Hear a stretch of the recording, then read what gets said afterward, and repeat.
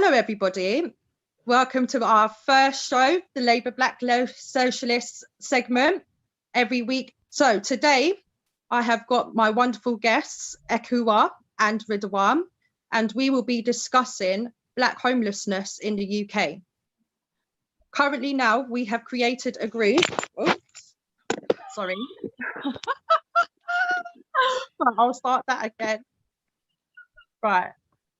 Yeah, I'll start again. Right. So hello everyone. Thank you for joining us today. We are the Labour Black Socialists, and this is our first segment of our weekly show on Wednesdays. So looking forward to giving you the lowdown on what we've been campaigning on recently. Right. My name is Andrea Gilbert, and I am from Putney CLP. I have been organising for 8 years now. And I have got more active in the Labour Party as of the 2019 elections. And we won Putney, the only Labour game. And it's been a pretty tough year, obviously, with coronavirus. Our MP's been working really, really hard as it's her first year. It's been really, really challenging. So Putney has really, really, come out and shown that we are here to stay, and it wasn't a mistake voting us in. So I'm going to pass on to one of my beautiful guests, Ekwa, to introduce herself, and we will also be hearing from our other beautiful guest, Ridwan. So over to you, Ekwa. Thank you, Andrea. It is amazing to be here. I'm really looking forward. We've got so much stuff to share with fellow socialists from across the Labour Party and beyond, hopefully. My name's Ekwa Bayunu. My CLP is Manchester Central. I've been a member of Labour Black Socialists since March last year, a member of the Labour Party since 2016. I'm really active both in my branch, which is Moss Side, and in my CLP. I am arts and culture. I'm no longer, I do not have an officer role in my branch because I'm a councillor candidate. And I don't think that councillors should have roles in branches. I think they need to create space for other people to take up leadership positions. But I am, until we have our AGM, I am currently the arts and culture officer in my CLP, which is an interesting role that, yes, I did write the job description for and shared it actually when I went to conference. And I'm really glad to be here. I'm passionate about housing issues, particularly how they impact on Black communities. And we use Black communities, meaning all communities impacted by white imperialism. Thank you, Ekwa. So should we hear from Ridwan now, please? Hi, my name is Ridwan Kreinstein. I am a member of the Labour Party, North East Bedfordshire, and I regard Labour Black Socialists as my political home more than anything else. I'm involved everywhere in a number of places, but the work that is being done in Labour Black Socialists and the two sisters that I have here, there is hardly anything that they are involved in that I would not be involved with without hesitation. So I'm happy to have been invited. We're going to have a bit of a dialogue here where we're going to have likely agreement and perhaps quite welcome constructive disagreement, because basically as Black people, not all Black people are the same. And that is just to unsettle the debate that others have about Black people. And also those, the only Black person in the village in various Labour Party structures. We speak for ourselves, there's a plurality of views, and we need to get those different views in conversation, and perhaps we will have some of that. Thank you, Ridwan, and thank you both for joining me here today. So we're going to be talking about Black homelessness in the UK. And we're also going to be talking about the Black Homeless Action Group that has recently been created as a branch of Labour Homelessness Campaign. So what I'm going to do here is I'm going to give you some stats on the situation currently, and then I'm going to hear some feedback from both Ekwa and Ridwan. So according to Shelter last year, Shelter called for an end to Shelter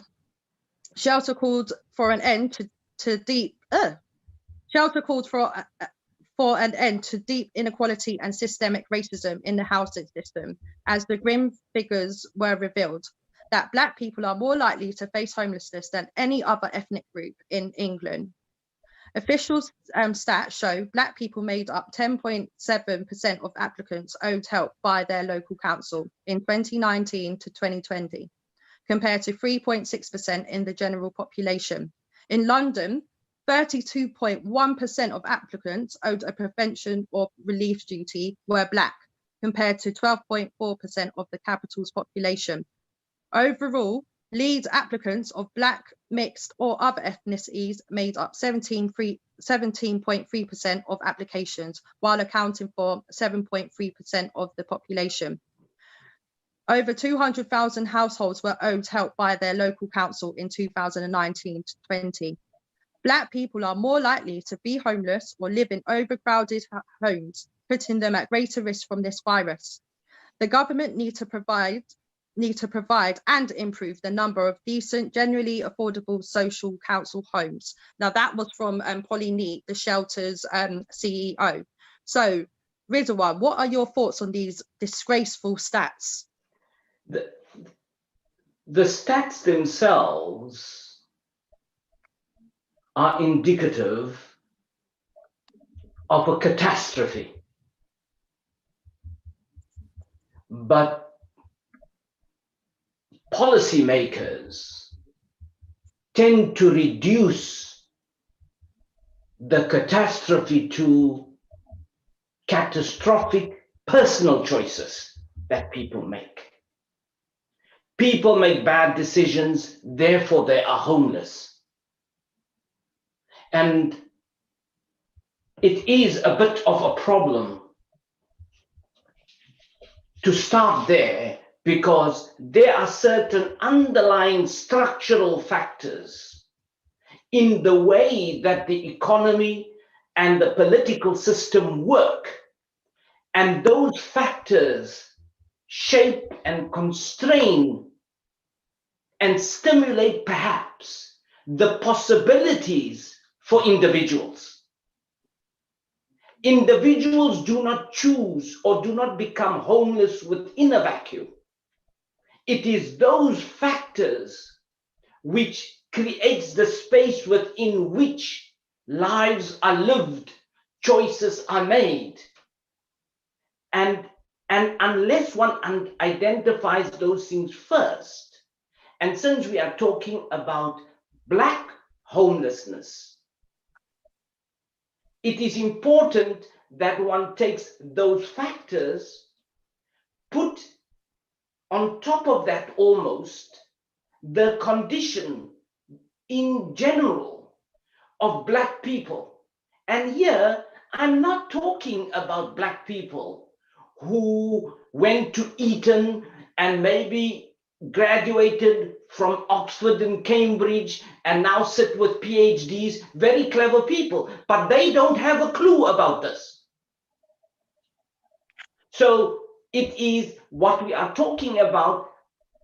Many of the homeless people are often of middle class and lower middle class and working class areas, families, and one needs to superimpose the lives, the condition in general of Black people socioeconomically, and then look at the individuals.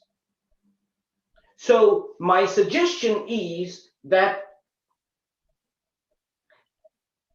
without addressing what happened with the Housing Act in 1988 and the sale of social housing under Mrs. Thatcher's government and the non-replacement of those houses, that housing stock, resulted in structurally there is an absence of social housing. So that if people then become, for whatever reason, and it can become possible for anyone, especially lower middle class and working class and people who are just precarious, can be homeless as soon as you cannot pay your rent. For whatever reason, you cannot pay your rent, you become homeless. And then, because there is not a stock of social housing, local authorities who have a duty, it depends, because local authorities will get involved, they'll investigate. If you're not a priority case, they don't care about you, but you are still homeless. So the issue is, you've got a lack of social housing, you've got the reliance then on the private rental sector, where there is no regulation on the maximum rent or the condition of the property, and then austerity for almost 40 years.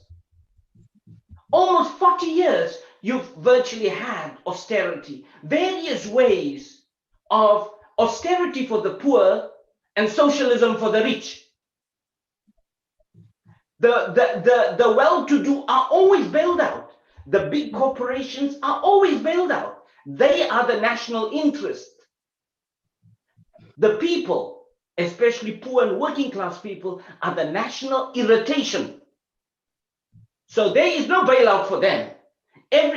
All the time, ways are found to cut support for the poor. So you've got no social housing, reliance on private rental, unregulated sector, capped housing benefits, and then waiting in the wings again is universal credit. Another nightmare that will likely put a cap on everything else. So when one is going to talk about housing, even before one gets to the personal circumstances, unless one deals with this, and then one finds, in general, Black people in our plurality are of the poorest people. So when whatever happens in the economy, whatever happens with people needing housing, it is these people who are going to be on the receiving end. So the single mom, the guy who comes from prison, or the guy who's on his way to prison, was in accommodation, now loses his accommodation, someone who works a job where you do 3 jobs, you still can't make the rent because the rent is capped. I mean, the benefits are capped, the rents are not. The personal circumstances are completely unrelated as an issue. And the question is, there is a legal duty on public sector authorities to examine the impact of legislation, because much of housing legislation is devolved to local authorities. They have a duty under the Equality Act to consider the impact of their regulations on different groups of people. Guess what? Thank you. I just need to compare that with another thing that they are, and that is the business impact of their regulations. There is the equality impact and the business impact of regulations. Guess what? Who gets the attention? Business impact of the regulation. You don't have a chance. If you're Black, you working class, whether you're white or Black, it doesn't matter. You don't count. The game is stacked against poor people. in whatever sector, and in this sector, it's a complete disaster. Thank you, Ridwan. You brought up so many different issues. So you've brought up social housing, you've brought up universal credit, you've brought up the prison system. There's so much going on. And yes, you're right, this does impact Black people. So again, thank you for that. And I'm now going to move on to hear from Ekwa. Thank you. Yeah, Ridwan, a lot of material to think about. I'm just going to go quickly back to Andrea's sharing of the statistics that Shelter produced, which are around London. And I made some efforts to see if I could find similar statistics in Manchester. And the only statistics that are available are around people who present themselves to the council as homeless.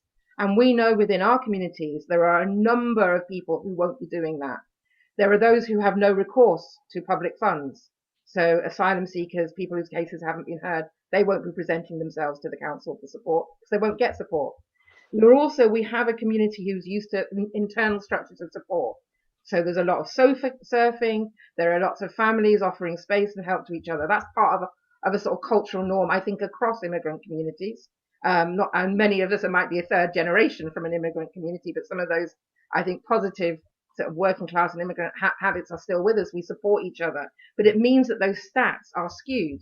The figures in terms of Black homeless are much greater than are reported, even in the stats that you've produced in London, and really hard for me to find in Manchester.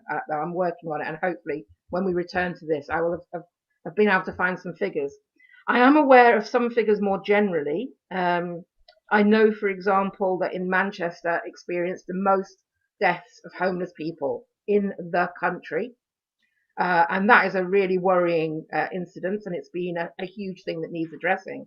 But at the same time, we have a Labour-led council who are introducing legislation to almost make homelessness illegal, that people will be arrested. And I have just tried to make a note of what that legislation is, because I know we fought against it. I'm not on the council at the moment. But Is it the Fragrancy Act?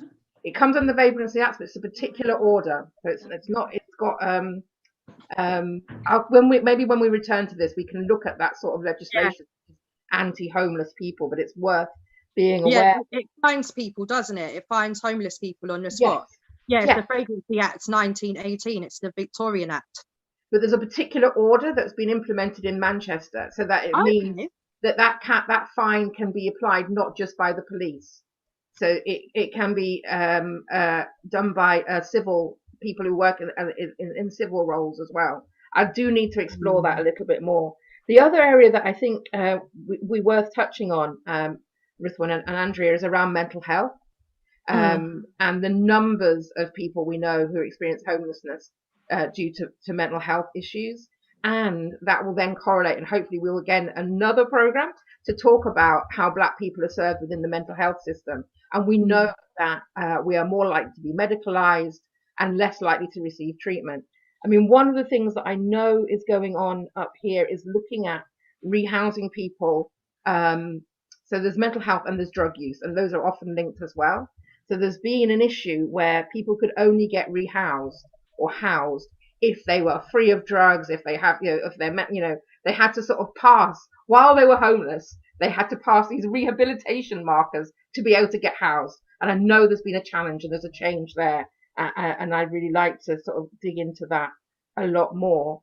The issues around how you become homeless. So yeah, in being in unstable employment, the numbers of Black people on 0 hours contracts, the numbers of people who are in especially if we look at COVID, the number of Black people who haven't been able to be furloughed because they're not in those sorts of jobs. They don't have that sort of contract security.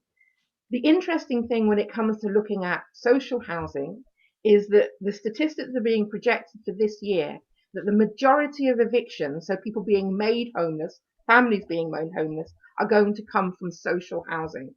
There's this sort of thought that in this country that if you're in social housing, you're set up for life and you're insecure and stable and everything. But the attack on social housing in terms of its infrastructure hasn't just trickled down to us who live in social housing. I live in social housing. It's a floodgate. And just as Ridwan says, points out that it's the poor and working class people who always take the brunt. We took the brunt of the financial crash, and now we're taking the brunt of the pandemic. And it's the same within housing. We're taking the brunt, and particularly black poor people working are going to take the brunt in terms of more evictions coming and more people being made homeless, and that's families being made homeless. And there's a whole industry around temporary accommodation, and what that does. I supported a family who was put in temporary accommodation and then got work, and the rent on her property was so high that immediately she went into arrears because she didn't get the support because she's got employment. And so she entered into that situation because of a familial breakdown without any debts, and came out of it with so much debt in terms of that shift, and ended up having to come out of that emergency temporary housing and be housed by a friend within the community before that could be shifted. It's like there are some real gaps where pain and distress is being caused, and it's being caused to, as Ridwan said, poor working class people, and a lot of black people are poor and working class, and that's the reality, and we need to look at that. The other thing, this whole thing about rent caps and benefits is insane, because it will mean that someone who's relying on benefits will get only what their capped rent is. The rest of their rent they have to find out of what's been set aside for food or for bills or for I don't know, clothing for their children or for themselves. It is a trap. It's like, once you get into, how the hell do you climb out of that? Because again, it means that supposedly you're on a benefit, and any of the support infrastructures that are put in are taken away. So universal credit works that almost instantly anything that you try and gain to build yourself out of that, to escape that, is removed from your benefit allocation. I mean, I know there have been some small changes, like a £20 a week increase, but in the reality, it's impossible. And the impact on that in terms of people, stable homes. So I know we want to talk about people who are currently homeless, but I think it's really important for us to highlight that this is on the increase. And we're going to see this as a major crisis in 2021. Thank you, Ekwa. Like, again, you've brought up some really, really good points here. It's absolutely shocking about Manchester having the highest death rates of street homeless people. I didn't actually know that, but that's absolutely shocking. Also, the fact that you're not able to get the data related to what's actually going on with homelessness in terms of who is accessing the services more and stuff. So I think that there is an issue with, outside of London, it's not easy to find all of this stuff. And I've noticed that quite a lot. I'd be able to get the data of those who are presenting themselves to the local authority. Yeah, that I can get. What I can't get is the bigger picture. And I'm assuming that Shelter has done additional research. They're not just reporting on those stats. So literally, thank you for sharing your thoughts. So now, to the both of you, what do we do moving forward? And how do we go about campaigning about this and bringing action and bringing awareness of this to the to Parliament? So your thoughts on this, Ridwan? What's our next steps? The first thing that one needs to do is to appreciate that there's homelessness, housing, land. It's a difficult thing to be positive about in terms of both Parliament, because one has to work with both the MPs as well as the local authority. In both instances, there's a revolving door between the people who make the policy and the people who enact the policy. People who are in the homeless sector, like people like yourselves who are in the NGOs that work here, you really don't have significant hearing, listening time from people in local authority who actually make the decision, or from the committees which make the decision.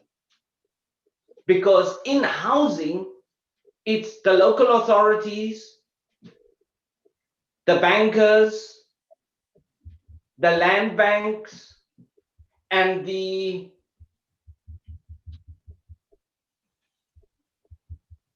developers. They make the decisions. You don't have a significant chance, but as much as one is pessimistic, one still has to try, because one has to organize to hopefully shape the discussion and to make people aware that they are not in that situation because of themselves only. Their personal set, there are people who make the decisions. So in terms, one of the areas where both of you have spoken about, one of the areas that we have to target is benefits and benefit sanctions, where it does not make sense. You have a housing cap benefit, and then you have an unregulated market for rentals. And the people constantly fall short. Our sister spoke about someone who went into social housing because of a personal circumstance, debt-free, comes out burdened by debt. So in terms of benefits and benefit sanctions, especially that rental cap, as well as what lies ahead with universal credit, we've seen just getting the Secretary of State, the Chancellor, to reconsider the £20 per week benefit for COVID period. It was controversial. It is controversial. So that it is benefits and activism around benefits to ensure that, number one, the benefit is realistic, because they don't want to touch the market rental. So make the benefit realistic. And secondly, to make sure that this thing, that when people do some things to improve their situation, that it doesn't necessarily come out of their benefits. That's the first thing to attend to. Should I? Right. So thank you, Ridwan, for your thoughts as usual. Can we go to Ekwa now for your thoughts? Yeah. I mean, I was wanting to focus really on action that I'm supporting as an individual right now. And one of them, I'm not going to talk about in detail because I know that you are, Andrea, which is the petition that has been put together by the Black Homelessness Campaign. But I know as an individual, I've taken that petition and I'm pushing it through. I'm a member of Unite Community, and I've asked it to be heard and pushed through there, and also a sort of motion to try and push it. So there's actions that I can take as an individual in terms of my branch and my union, and I would encourage everybody to do that. So when you speak more about the petition, I want people to have it in their minds, not just can I sign it, but how can I get more people to sign it? Because that's one of the actions. The other action, I suppose, for me, in terms of what we're talking about, is to encourage people to empower themselves by coming together collectively. I'm a real believer, yes, we need to look at government, local government, central government, but I also think that we need to encourage people to take power into their own hands. So joining renters unions, joining tenants unions, getting involved in that sort of action is something that I would really encourage people to do to address this, because in terms of homelessness, we've just identified that social housing has been on the decrease. We know that under Thatcher's government, there was a lot of selling off, and that was also about feeding into this ideology that has been pushed by capitalism, that housing is a for-profit business. Housing is a human right. If I could have it on a bigger scale, I would be looking at the complete regulation of the private rental market, the decrease in allowing this to be run riot for money. Housing should never have been about money, and it should be about the right of everyone to live safely, securely, in warm, comfortable, safe accommodation. So within the work that I'm doing within Greater Manchester Tenants Union, which I'm a member of, and my branch is Moss Side branch, is looking at social housing. I know you looking at social housing, because there's two ends. Social housing providers have been legislated to death, they've been underfunded to death. However, that again has come through as a wash to us as social housing tenants. And I think the work we're doing, a social housing campaign that I'm leading on with another black comrade, black socialist in Manchester. And we are looking at, I think, one, we want to look at the issues facing those social housing providers. We want to highlight where those problems are. So we want to stop this them and us.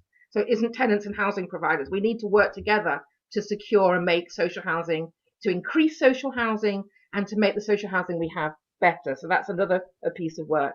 And then I suppose we were talking about local authority. As I said, I'm a councillor candidate. I hope at some point, so I should have been on the ballot last May. I should be on the ballot this May. Maybe I'll be on the ballot in September. It's all sort of, we don't know. But one of the things, and we've had this recent thing come out about qualitative candidates. And actually, this will then lead us to talk about our strike campaign, because we're absolutely interested in qualitative candidates, but perhaps we're talking about a different quality. And the quality that we're interested in is actively anti-racist candidates, so that those local councillors won't just be taken to cast around single issues. They will have to address how every issue they vote on impacts on racism in their communities, on black people in their communities. And I think that is a huge action that we're taking that will cover a range of issues. But I think housing and homelessness will be key, so that councillors will have to, when they vote for legislation that is anti-people, homeless people, they'll have to understand that that is actually a racist action.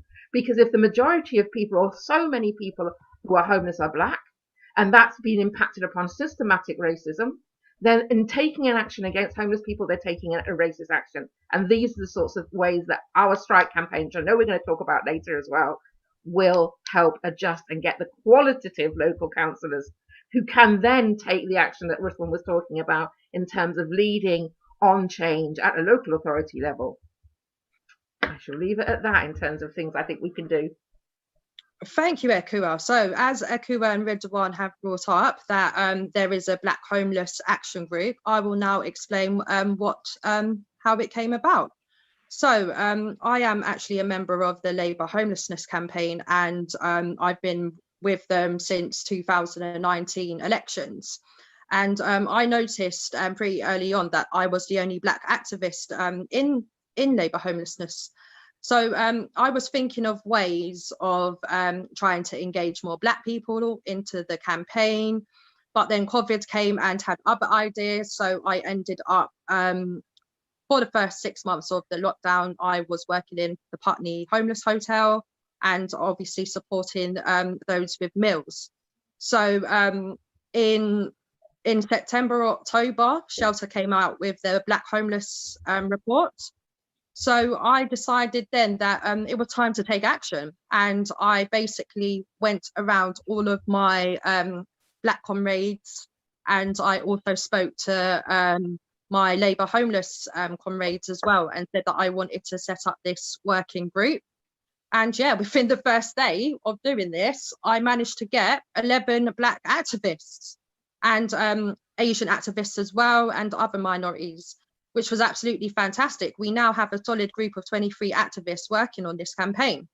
So we've had our first meeting, and during that meeting, we decided that we wanted to do a petition and a letter to MPs for MPs to spread awareness about Black homelessness and to actually do something about it, because there's so much going on, especially in London, with 32.1% Black applicants seeking help from the council. So yeah, we've set up the petition. We've also got the MP letter, and we've also got a letter to the local authorities, which is currently a draft at the moment, but will be out there and with local authorities as soon as we can get it out there. But I guess my main thing was to get more Black activists involved in homelessness. And there are brilliant activists out there that are currently fighting, but we wasn't together as a unit, and now we are. So my aim from obviously doing the petition and the letters is to ensure that Black homelessness is declared as a crisis, and that the government actually pull their weight and actually sort something out rather than leaving it and leaving our people disproportionately affected. So carrying on from that, we are currently meeting every month. We're deciding on what Thursday we will be meeting. And hopefully the campaign group will keep getting bigger, and we will obviously be having more actions. You know, we could even go into temporary accommodation, which Black people are more likely to be in, or sofa surfing as well, or living at friends and families. There's so many issues that we can go into with homelessness. So yeah, I'm pretty much looking forward to it. Ekwa actually brought up mental health as well, which is a very important issue, and also prisons, because where people are being released early from these facilities, they're actually ending up on the street as well. And they're more likely to reoffend and end up back in prison.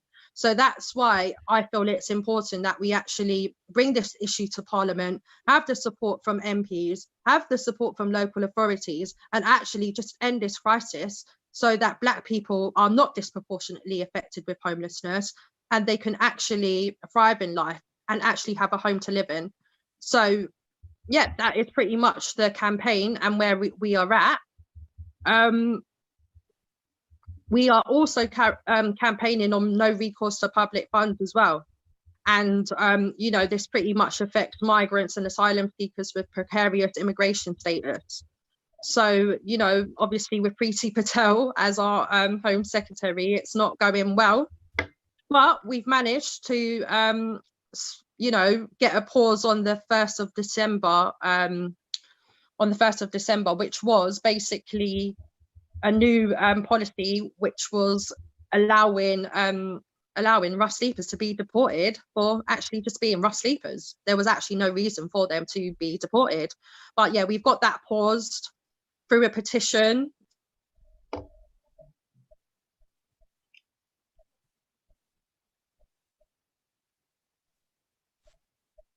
Great. Yeah, we're going to continue sharing that petition, and yeah, we're going to be out there. Sorry about that, my phone just rang.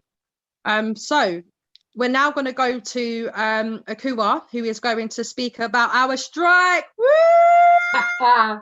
Well, I'm just going to do a little update. There should be a program that's gone out before this airs, I'm hoping. It gives more detail about the strike. So that's with Socialist Telly and Howard Beckett.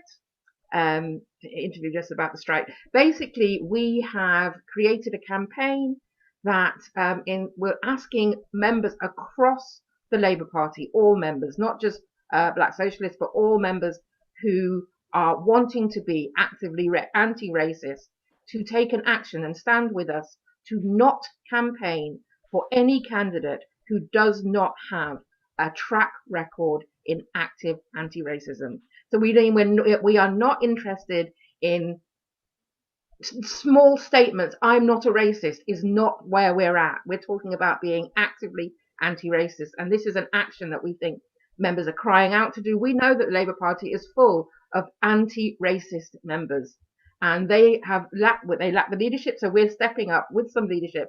This is an action that you can take. So we've written a statement, we have a motion, we have a model motion. They're available on our social media. We have a Facebook page, we have an Instagram, and we have a Twitter account, and you can get links to the statement and the motion on there. But what I thought I'd share as just an update, as a sort of final item of our show today, was a little visual. I'm a visual artist, so I'm going to see if we can do this. Let's do a screen share. See if I can bring it up. I bet I've got it left on the wrong page. So I was going to. So. Oh, nice one. You got it. Yeah, I'm just going to go back to the first one. So one of the things that the campaign has already managed to read, thank you very much to Sportbox. They did an article about our campaign, so you can find it on Sportbox. And from that, we've put it out on our Twitter. And then from the Twitter, I have been posting, and the social media team have been posting some of the feedback from members. So I'm going to try and float back so we can. So this is what we're asking. We're looking for your support to get this motion. So the motion that pushes, based on the statement, through your branch, your CLP, affiliated union or association. So this is some of the feedback that we're having from members across the country. And I've decided that it's not fair to name who these are, but you can go to our Twitter account and find them. So I love this one. This is someone who's literally seen the campaign and has taken an individual action. So obviously we would like you to push through it as a motion, but every individual who wants to take this, or go to your whatever networks you are part of and say this is what you're going to be doing. What else have we had? Let's see other responses. This is one of the first responses, and I really like this. So this seems to be the most sensible approach to staying in Labour. Absolutely. And in our statement, one of the most important, and we think as socialists, scariest things to the current leadership is we are staying. There's been a lot of publicity about black members leaving because we have experienced so much anti-black racism within the party. But this is our party, and we're here to stay. And we're here, and what part of this is to build a truly socialist, anti-racist Labour Party. And this is one of the responses. So this is just someone who's read one of our tweets, and this is the response from members, and it's really exciting and worthwhile to hear those. Let's see, I'll bring you up one last one. This one was quite interesting. And from a personal point, probably why they're trying to cancel the May elections. Not too sure about that, but that's something worth thinking about. So they're aware that we might be trying to take this action and therefore removing the elections. I hope we have that sort of power, but let's see. Okay, that's it from me. As a quick update, we'll be giving more updates as they come in over the coming weeks. I'm trying to stop share. Okay. Right, thank you, Ekwa. We are really excited about this strike action. Obviously, like, you know, it has to happen at the end of the day with the current leadership not, you know, opposing racism or, you know, doing anything anti-racist, to be honest. So pretty much we're all out here striking. So good luck to them with their campaigning this year, because we won't be there. So we will be there. We'll be there in spirit. Actively anti-racist candidate. So we will be there, and we will be across the country. I mean, I'm a candidate, and I've had vouchers of support coming in that people are going to be joining us. So that is what you're in for. Actually, is increased support, real support from members who want an actively anti-racist Labour Party. It's going to be, it's exciting. And someone said to me, and I think this is a important discussion point, why are you doing this now? It's quite likely the local elections aren't going to be happening, and there are no parliamentary elections coming up. And I said, because we need to build this. This is not just about our small group. People have talked about it being our campaign. No, if it's ours in its general way. I was about to do, this is Makaton for ours and yours. It's yours as well. Campaign, and so we need to have time to get the message out to the membership. You know, we've got nearly 500,000 people that we want to join us in this, because we know that the majority of that 500,000 are anti-racist, and they're as appalled by the actions of a few in the party as we are. Thank you, Ekwa. Right, guys, any final thoughts before we make some tracks? I'm just hoping we can do this and say that our social media links will be in the box, as if this goes out on YouTube. Hopefully they can put it on YouTube. But yes, I have currently shared the link to our petition to spread the word about ending systemic racism in the UK for housing. So please do share that around, and we will be back next Wednesday, same time, same place. So join us again to hear about the strike campaign, and we will surprise you with what's coming next for our next segment. So hopefully you can join us, and we will see you soon. Take care. Solidarity. Love